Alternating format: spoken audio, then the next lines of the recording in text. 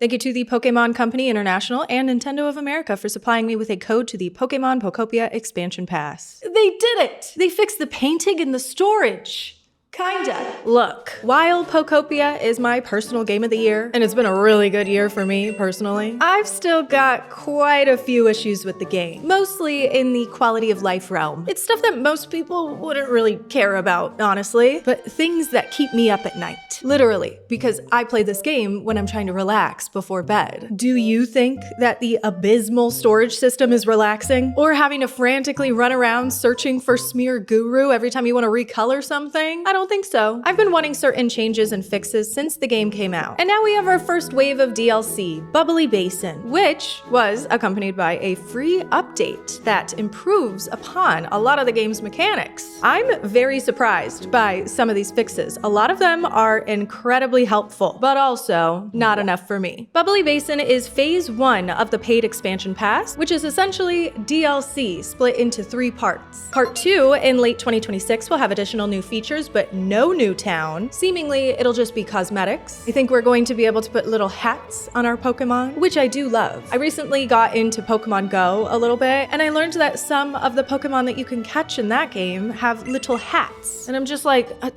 we need that in Pokopia. And then part 3, coming in 2027, will have an additional new town, a mystery town. We don't know much about it yet, and I'm kind of hoping that it's a snowy town. I don't know, is there a snowy town in Kanto? I'm just saying that it would really round things out for me. So we're not just getting upfront DLC, here you go, leave us alone. They're drip feeding us in little bursts throughout the next couple of months. For $34.99. The full Pokopia experience is now over $100. And in my mind, that means that I am totally allowed to nitpick every little thing that I don't like. But I gotta be honest, I love Bubbly Basin. The DLC is just Pokopia, but underwater. The new town is based off of Cerulean City and adds 50 additional Pokemon to the game. Water-type Pokemon, mostly, of course. I think that they're all actually water types. There are some all-time banger Pokemon in this DLC. Heavy hitters like Poplio, Mudkip, Totodile. We got a Malamar. Wait, is Malamar a water type? Wait, I actually don't know. But if you don't like Malamar, watch it. That's my friend you're talking to, pal. Bubbly Basin follows the exact same formula as the other towns in Pokopia. You arrive to a sunken town destroyed by climate change and work together with the Pokemon that you attract to restore it back to its former glory. A version of that, you know? It's sunken. So like, I guess unless you raise it all the way back up to ground level, it won't be like totally restored. I did see that somebody on Twitter had sucked up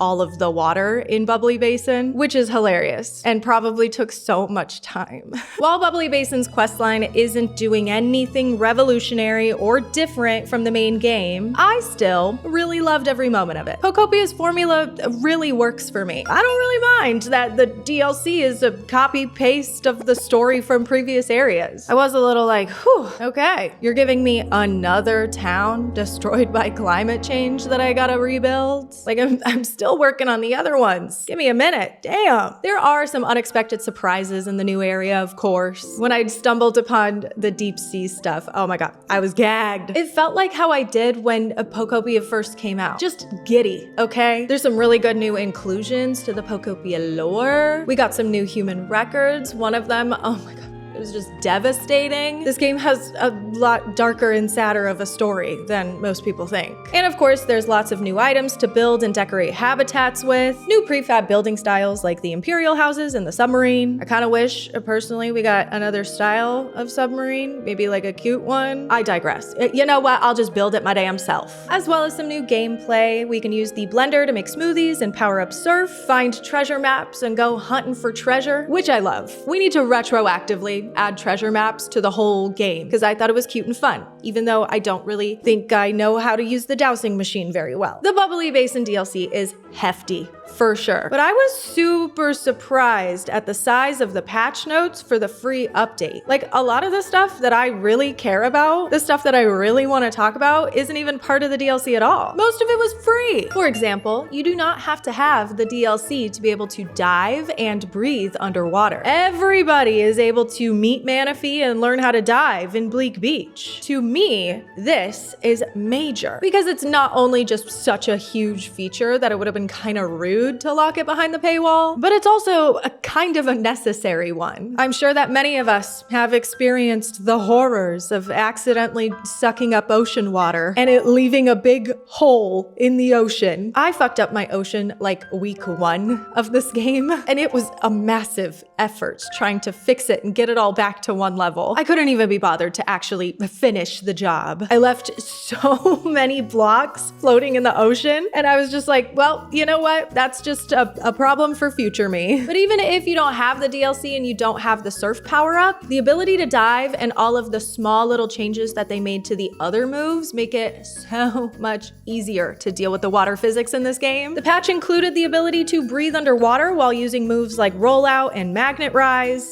and sucking up liquid super quickly doesn't affect the level of the surrounding water. Very nice. Now I'm less likely to destroy my ocean again, hopefully. Everybody is also able to build underwater, no DLC required. I imagine that some crazy people were doing that already. Me personally, I could have never even dreamed of attempting it. But now, of course, with all of these additions, it's just more accessible. Underwater building isn't totally perfect. I was running into annoyances and frustrations, mainly when it came time to lay roof. Like, girl, do you really think that I want a waterfall inside of my house? Really? Let's be serious. It's a little annoying, but it's not something that I'm going to harp on because it's clearly just a bug. The only real gripe that I have here is that the new surf power-up is locked behind the expansion pass. I get it. We wanted smoothies to be special to Bubbly Basin. It's fine to have some of the power-up maybe be DLC exclusive. Like, you can keep the part where we're able to use surf underwater. You can keep the whole swimming faster thing, but the suck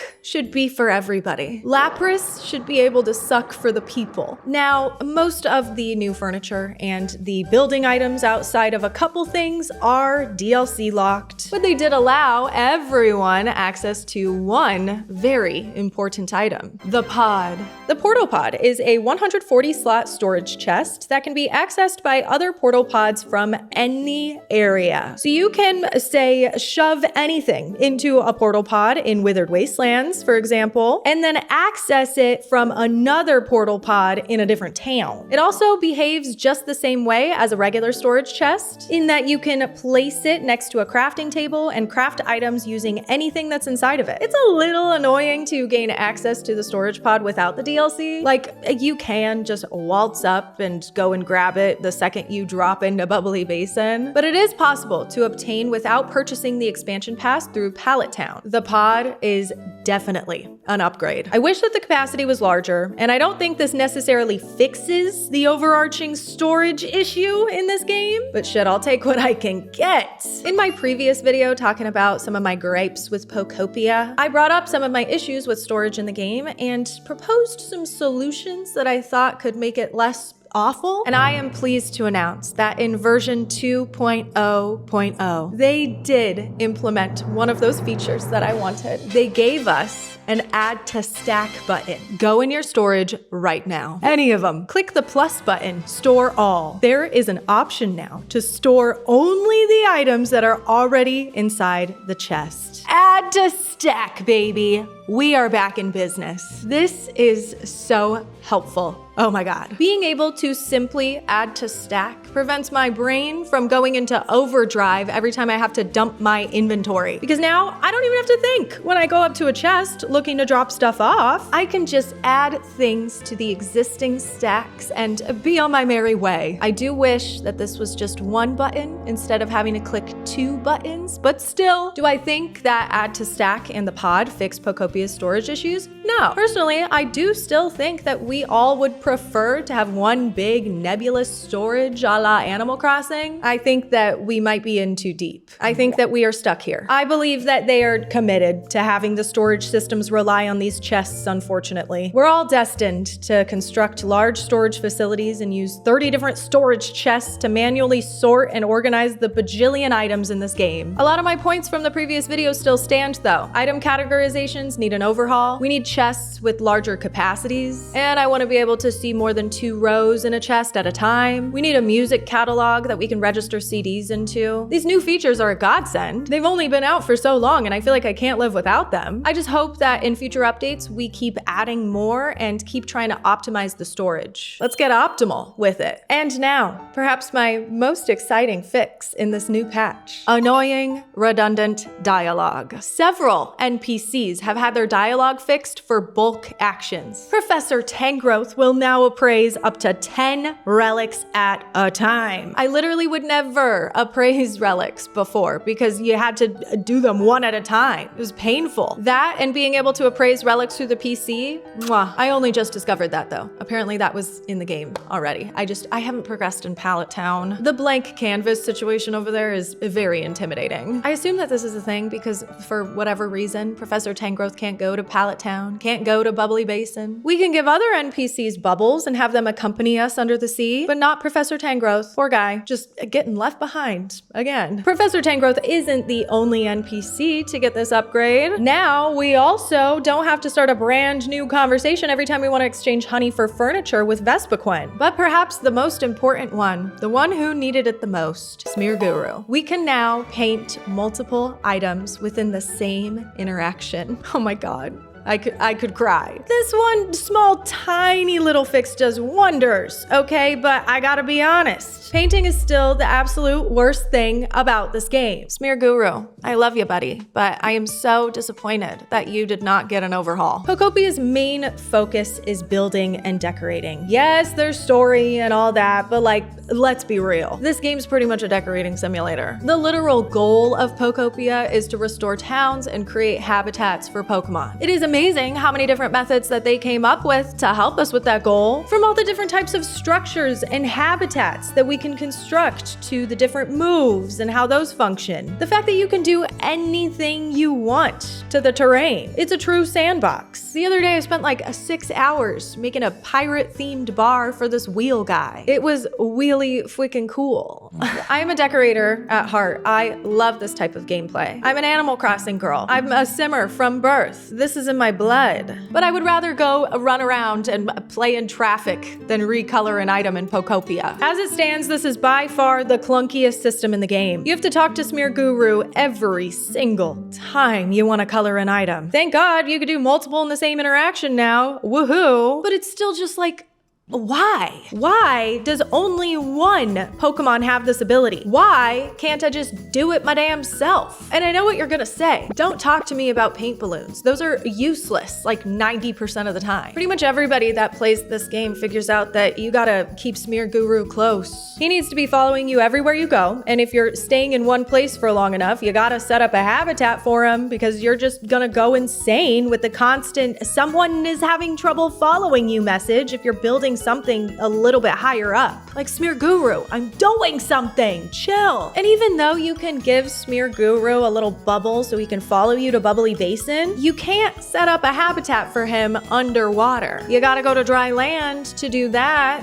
Also, he can't swim, so he's always just still having trouble following you constantly. Couldn't we maybe teach the guy to tread water? Just irritating as hell for no reason. I don't mind having to use the crush Pokemon to actually make the paint. There's a lot of those. It's chill. It's okay to have some obstacles, but having to rely on Smear Guru following me around constantly is just really annoying. I was super disappointed that we didn't get another paint Pokemon at least. I don't know of any other paint Pokemon, but I'm sure I could think of some.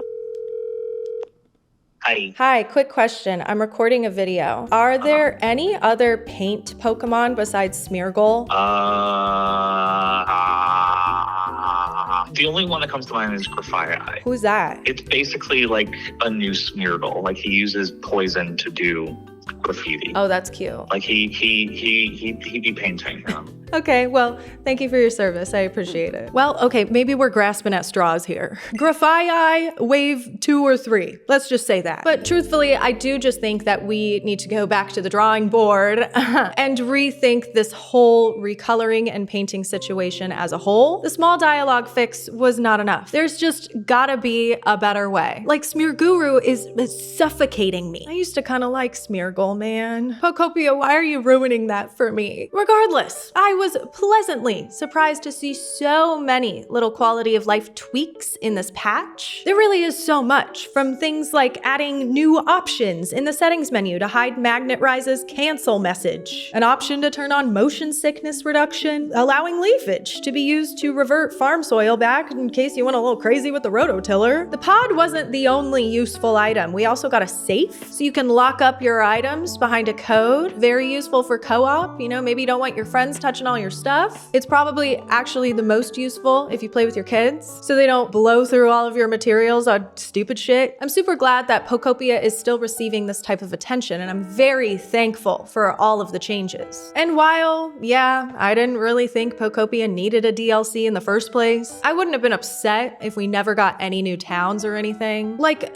the game is already huge. I'm gonna spend a whole lifetime repairing and rebuilding the towns that we already had. But you know what? I liked Bubbly Basin a lot, even if it's just Pokopia in the ocean. What I'm really into, though, is that this game is being patched and we're improving things. Storage and painting are a lot better now. I just think that we could do more. Fixing bad mechanics is just more important to me than a DLC will ever be. Sometimes I won't even want to pick up Pokopia because there's just too much friction. I get really overwhelmed whenever I need to go and drop off things in my inventory, go to my storage unit. Anytime I gotta go hunt down Smear Guru. Certain mechanics just are not compatible with relaxing and kicking up my feet. Like, why am I stressed thinking about optimizing my storage? Why do I have beef with a little dog holding a paintbrush? We still have 2 more parts of the expansion pass left to go, so I'm hopeful that they'll find more ways to improve upon the gameplay mechanics and systems that aren't working, and address more of the clunkiness that plagues this game in the upcoming waves. If they really went all in on fixing recoloring and storage, oh my god, 10 out of 10 score. Game of the year. Fuck GTA and whatever other games came out and are coming out this year. Like, address the issues and we're a full sweeping at the Game Awards, baby.